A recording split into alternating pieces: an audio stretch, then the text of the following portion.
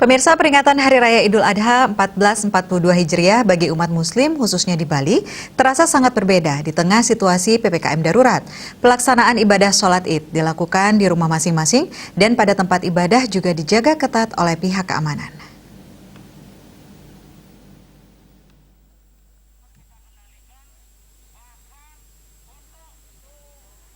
Beginilah situasi pelaksanaan Idul Adha 1442 Hijriah di Masjid Batu Rahman Denpasar. Dari hasil pantauan lapangan oleh tim Bali TV, pelaksanaan ibadah sholat Id dilakukan sejak pagi hari di rumah masing-masing warga dan hanya membatasi kegiatan peribadahan di area masjid. Di masa pandemi COVID-19 dan pelaksanaan PPKM darurat, pihak keamanan dari kepolisian juga terlihat melakukan pengawasan dan pemantauan mobilitas masyarakat serta memberikan edukasi sebagai pengingat melalui pengeras suara agar masyarakat tetap mematuhi protokol kesehatan. Alhamdulillah sudah bisa melaksanakan sholat Hari Raya Idul Adha dengan kapasitas yang telah ditentukan oleh pemerintah dan kepolisian sekitar 30%. Alhamdulillah kita melaksanakan dengan cara yang sangat ketat, luar biasa.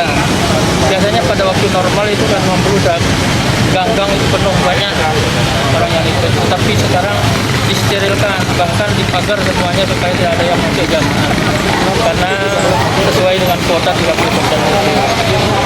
Karena alhamdulillah jamaah juga mematuhi dan seluruh jamaah itu sudah memakai atau melaksanakan protokol kesehatan. Di antaranya masker semuanya sudah dipakai, tidak boleh tidak, kalau tidak pakai masker dipulangkan.